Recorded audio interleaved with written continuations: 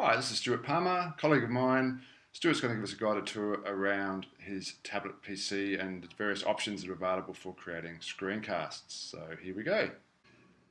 So you're saying your preference is to use a PowerPoint slide. Well, you can either use a Word document or a PowerPoint slide. So right now we're recording the screen here and I've got a Word document open, and when I click on the review tab there's this thing called Start Inking over here on the right hand side, and that enables me in the classroom. I would probably give a document like this to the kids on paper, and this document is partially completed. There's lots of empty spaces on the document for the students to fill in things as we go.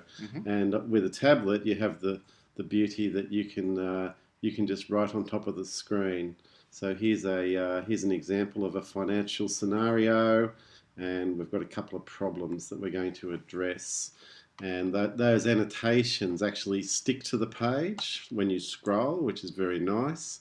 And at the end of the lesson, when it's time to close this file, it will ask me if I want to save the annotations or not. And sometimes, well, quite often I don't, but if there was a student absent from the lesson, or I just wanted a record of what I did on that occasion, I might save the file with a different name, and that way the annotations will be saved. Or if you were recording a video and you wanted to annotate the PowerPoint slides, you've then got the option to save that as a file that you could upload to your system underneath the video if that was of use. Yeah. All right. So I mentioned PowerPoint earlier, but this is actually a Word. This is the Word doc version. Yes, this is. And you're using inking. Yes. With this. So I'm on the review tab, Start Inking. Yep. There it is.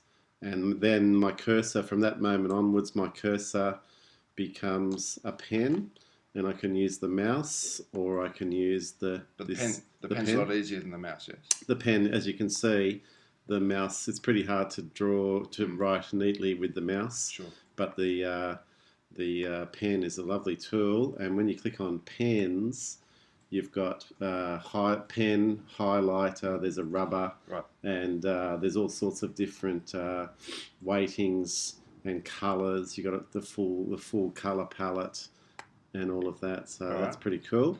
So let's have a look at the PowerPoint version. And here's what I mentioned. Yeah, sure. And here's what I said earlier. When you close the Word document, you can actually save it with the annotations if you want to. But on this occasion, I won't.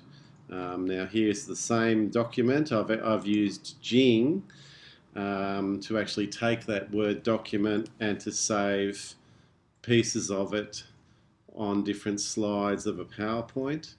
And so I kind of prefer PowerPoint in a way because you've got your tools. You don't have the toolbar, but you've got your little tools down here. So here's my pen, and it's now a red pen. And if I'd like to change colour, you've got your full palette there. And but those things are hidden. Those things are hidden during the presentation. Less distractions. Fewer distractions on the screen, yes. But of course, if you're using the Word doc version on a video, you could just zoom into the bit that's on the screen so you don't see the tools. Correct. Yes, that's right. So that's the PowerPoint. Now, you were mentioning that you can't really do this over a PDF, which is important information. Well, yeah, that's important information. You can't scribble on top of a PDF unless I think you need the Adobe Professional, and that gives you the power to write on.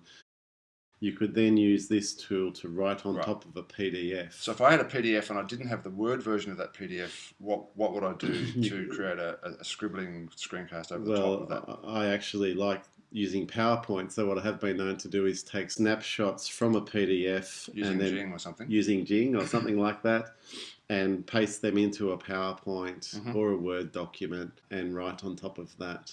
Awesome. So you were mentioning that if someone didn't have a tablet PC, they could be standing in their classroom with their computer talking to their interactive whiteboard. That's right. With Camtasia running on the PC. Yep.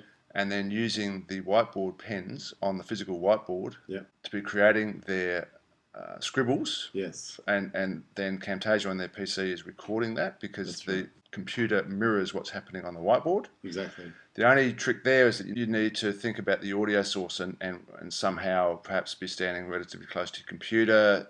The other option there is that you've got to find another audio input. But that's probably not a big deal if you're just recording it for the classroom.